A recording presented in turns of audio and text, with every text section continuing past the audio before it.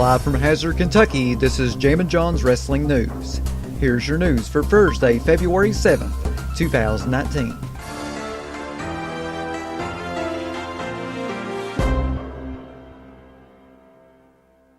If you listen to this show on an Amazon Alexa device, or you listen on Spotify or Stitcher or iTunes, you probably heard this update that I posted this past Friday stating that there would be no news for February the 1st because I was going to travel to Winchester, Kentucky and have my wisdom teeth taken out. I also said in this same update that I did not know when I would be back to making the wrestling news, because of the recovery time from wisdom teeth surgery, not being able to talk, only having to eat yogurt, not being able to eat solid foods. I didn't realize that when I recorded that update Thursday night going into Friday morning, that the complications from my wisdom teeth surgery would be life-threatening. Yes, that's right. I had life-threatening complications from wisdom teeth surgery. And I'd like to tell all of you what exactly happened to me this past weekend. So, after I made that update and I uploaded it to all the platforms, I went to bed and I woke up the next day really, really nervous over this wisdom teeth surgery. And so, we drove over to Winchester, and about an hour before we got there, I took 1 milligram of Xanax, prescribed to me by my oral surgeon for my anxiety. And I took that, felt really good, got into the surgery room and they put the oxygen over my nose, and the next thing I remember was waking up in my mom's truck.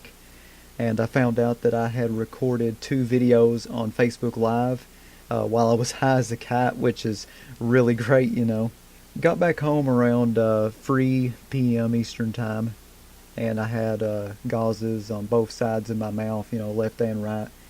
And on the left side, it clotted up and looked really good, but on the right side, it was having a hard time clotting. And there was a lot of blood coming out of the right side of my mouth. And normally, when you have wisdom teeth surgery and you're trying to clot your gums after it, when you got the gauzes pressed down in your mouth, it'll take about 3 to 4 hours to clot. With the right side of my mouth, it continued to bleed really heavily for 7 hours. And so my mom had a solo cup for me that was 16 ounces, filled that entire 16-ounce cup with blood, and this fleshy stuff, this really, really fleshy red stuff that, according to what my mom said, was the palates trying to clot, the gums. And it was making these really long pieces of flesh that I kept spitting out in the cup. So after that happened, Mom got a second cup. I filled that one up. So right there, I lost 32 ounces of blood from the right side of my mouth. And so my mom was freaking out. She didn't know what was going on with me. She was vomiting. She was crying.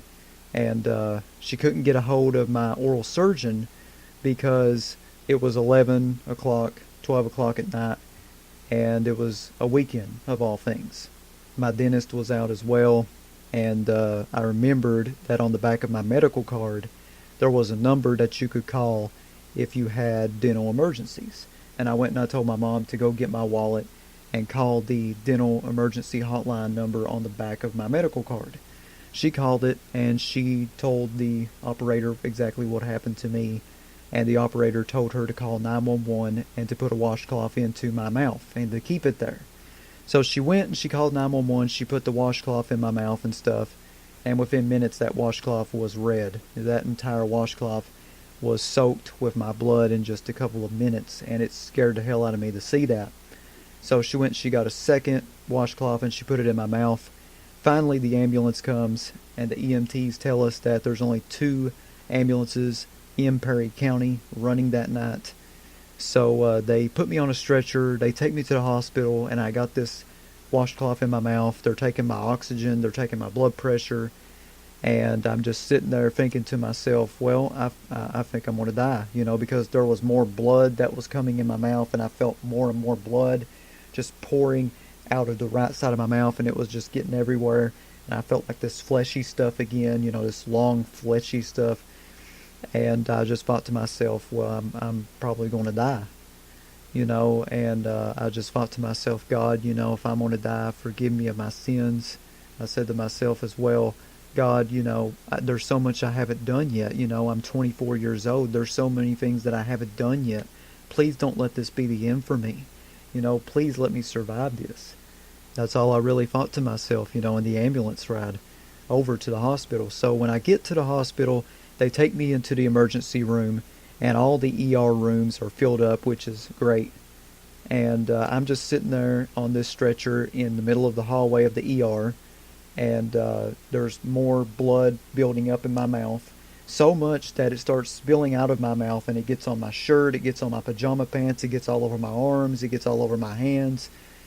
And it's just getting worse and worse and worse, and I keep feeling worse and worse and worse. I start feeling lightheaded, and I can't see nothing, and I can't hear nothing, and I start going cold, and I start motioning the EMT, because I can't talk with this washcloth in my mouth. I'm patting the EMT, trying to say to him, hey, get me in a room, I'm dying. And he just turns his back, and he's talking to the receptionist, trying to get me in. And so I just think to myself, well, if I'm going to die, I want to be next to my mom. So I motion for my mom to come over to me, and I'm holding my mom's hand. And I'm just thinking, man, this is the end. This is it. They get me into a room right when I'm thinking that.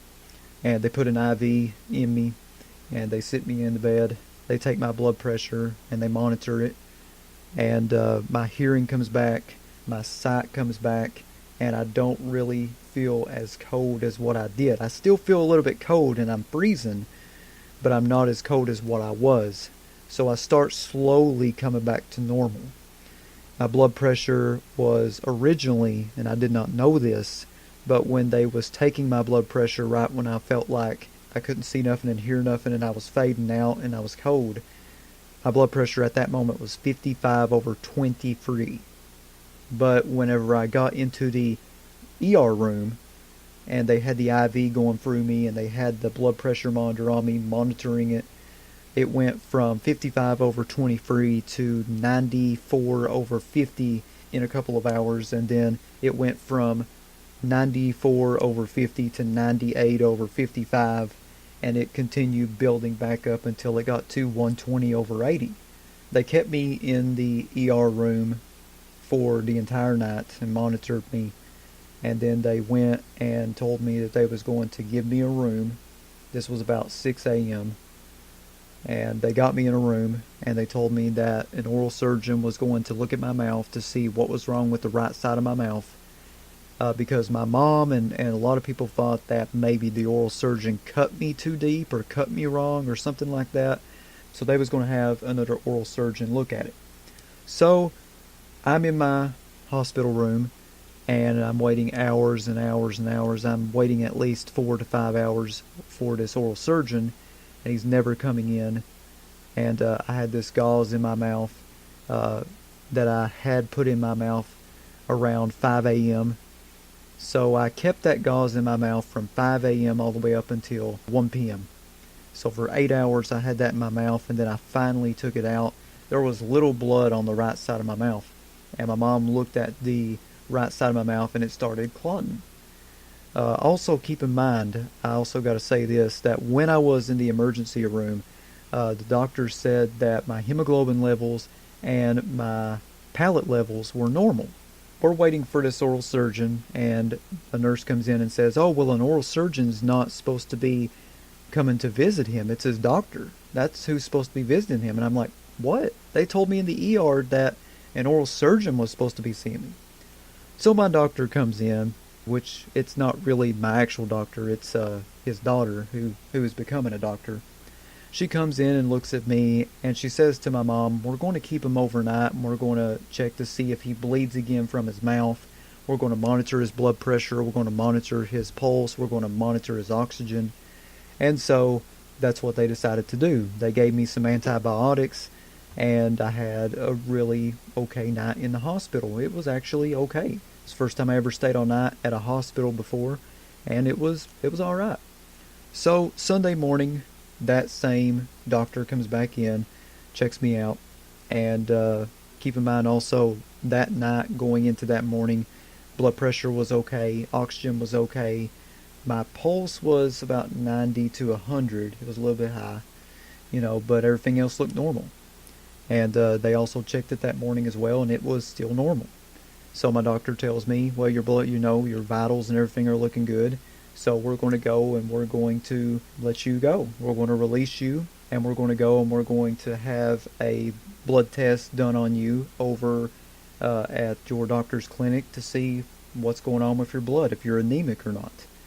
And so I'm like, okay. So I call mom, and she comes and gets me, and I go back home and I watch the Super Bowl. And Tuesday I go to see my actual doctor, and my actual doctor has some blood testing done on me. I had about 7 to 8 vials of blood taken out of me for testing. So they're going to test my blood to see if I'm anemic or not. Now, what does being anemic mean? Anemia is when your blood doesn't have a lot of blood cells in it, which causes you to feel fatigued. It can cause you to, feel like you don't got no energy, and if you bleed, then it's really hard to clot up, and it's really hard to stop the bleeding. It can also cause like problems with your heart. Certain types of anemia can cause that, but I might not even have that. I don't know.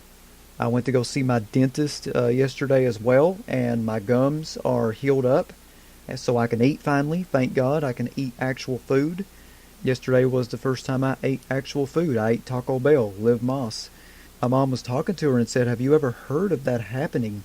A post-op hemorrhage with hypertension after wisdom teeth surgery in a young person. And she said, no, I've never heard of something like that happening to a young person, his age. I heard it happening to somebody who was 70, years old, who was on blood thinners, but I've never heard it happen in a young person before. And so she didn't know. She was baffled by it. My doctor didn't really know what was going on, and so that's why they're doing this blood work. So I'm kind of freaked out over this because we don't really know what's going on with my body. We don't know what caused me to bleed like that. I could be anemic, then again I might not. But we will find out next week the results of that blood work, and hopefully everything's okay with me, and we'll find out something, a reason as to why that happened. So continue to pray for me and continue to send me good vibes, because man, if my mom didn't call that number and the EMTs didn't get me to the hospital Saturday morning, I wouldn't be here right now giving you this wrestling news and telling you this horrible story that happened to me this past weekend. I will say this, I'm feeling a whole lot better than what I did this past weekend. I still feel a little bit weak, and ever since this past Saturday, my heart rate has been in the 90s and the hundreds. I don't know why it won't go down, but it's been in the 90s and the hundreds ever since Saturday night. So hopefully it goes back down here soon, but it's been pretty high, ever since then, and I've been running a low-grade fever, which is something normal, that you get from wisdom teeth surgery. And I feel a little bit tired, a little bit weak, but not as weak as what I felt on Saturday. So I think I'm slowly getting back on track and slowly feeling like my old self. I really hope that everything's going to be alright with me. So, once again, send good vibes and prayers my way, and I'll update you guys on the results of my blood work. So, that's my story of having a near fatal post-op hemorrhage with hypertension after wisdom teeth surgery. And with that being said, let's go ahead and get right into your wrestling news for today. The WWE announced today that the WWE Network currently has around 1.59 million paid subscribers, and sent out the following press release regarding company stock. The WWE announced today that the company's board of directors has authorized a stock repurchase program of up to $500 million of the company's common stock. Commentating on this announcement, George Barrios, WWE co-president, said, "The authorization of a stock repurchase program underscores our commitment to the company's shareholders. The decision is supported by WWE's strong financial performance and demonstrates our confidence in the company's future. We believe we can continue to invest for future growth, maintain financial flexibility, and return excess capital to shareholders, all of which should keep us on the path toward building long-term value. The objectives of WWE's capital deployment strategy are to maintain a strong balance sheet, provide adequate liquidity for investing in growth opportunities, both organic and through acquisitions, and to return excess capital to shareholders.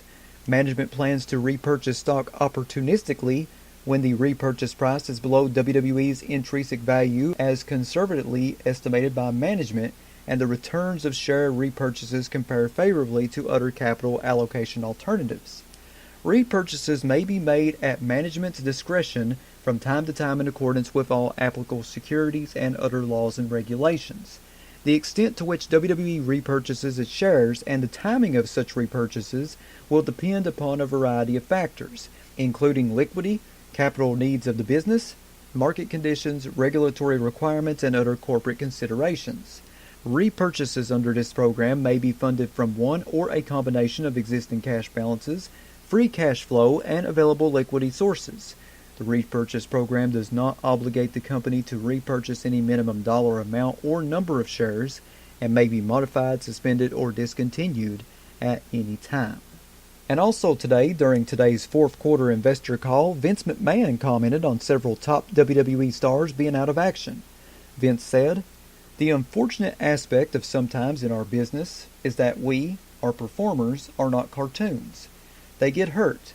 This year, leading up to where we are now, we had an inordinate number of injuries. And when you have injuries, there's a whole bunch of them. Roman Reigns being the principal among them, and even John Cena. Not an injury type thing, but we thought we were going to have John be more of a part of our programming than we do. John, God bless him, is making more movies. And even John, I would think, would say, geez, I thought I was going to spend more time with what I love to do, which is WWE. So he's been coming in and out. He's not really a part of our storyline." Vince McMahon continued on by saying, "You lose John, you lose Roman Reigns. In addition to that, we've had injuries.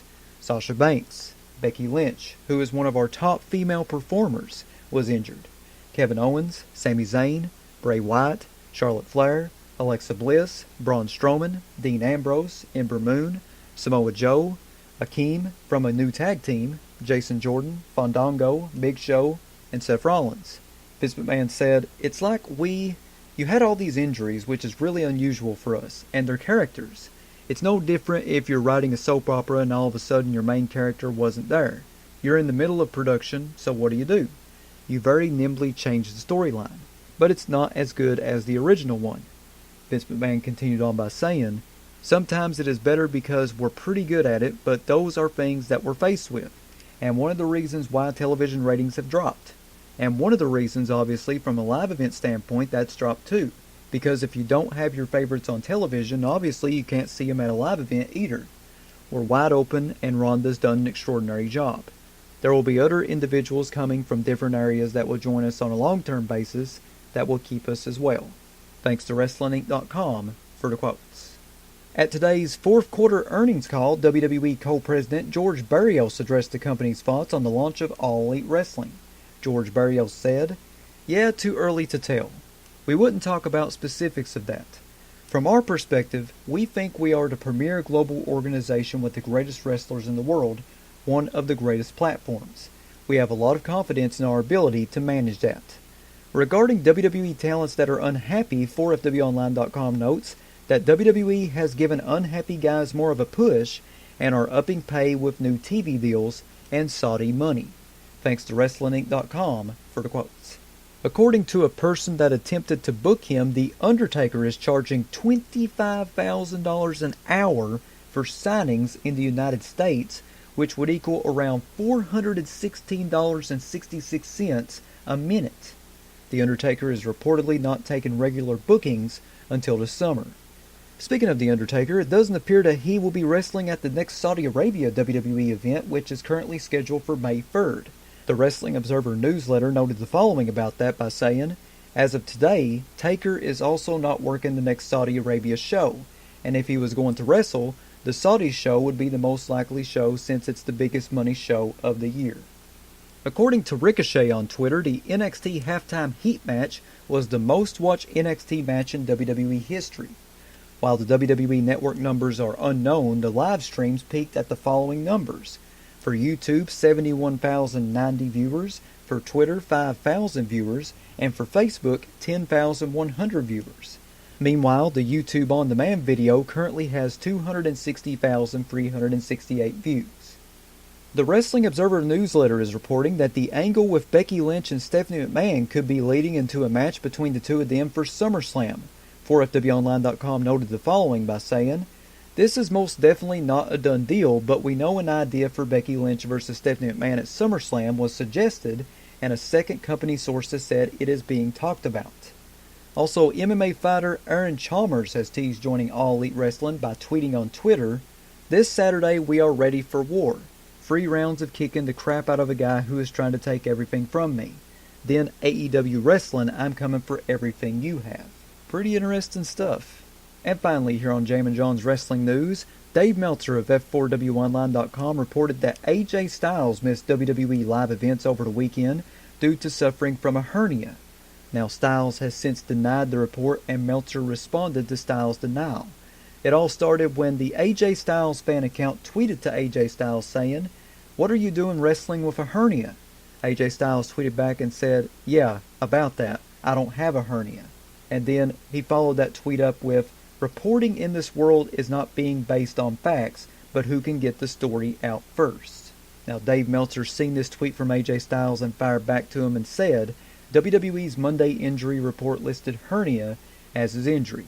If it's fake, blame the WWE doctor who made the diagnosis." So, a little bit of tension from AJ Styles and Dave Meltzer there. But I agree with AJ. Reporting is not based on facts anymore. It's who can get the story out first. And it shouldn't be that way. That is your news for Thursday, February the 7th, 2019. Check back here tomorrow for another Jammin Jon's Wrestling News Flash Briefing on Amazon Alexa devices, Spotify, YouTube, Stitcher, and iTunes. Follow me on Twitter at John Caldwell, JONCOLWELL. Follow me on Instagram, The Jammin Jon. If you'd like to sponsor Jammin Jon's Wrestling News or your wrestling promotion, wanting to get your next big event out, you can email me, jzcaldwell@gmail.com. That's JZCOLWELL@gmail.com. Big shout out to Ryan Hurdle and Tony Nelson for subscribing to my Patreon. You too can subscribe to me by going to patreon.com/JamminJon. I have free packages on there ranging from free to $7. Not a whole lot of money. I would really appreciate it if you supported me a little bit financially. Once again, that's patreon.com/JamminJon. This is Jammin Jon saying thanks, goodbye, and I'll see you tomorrow.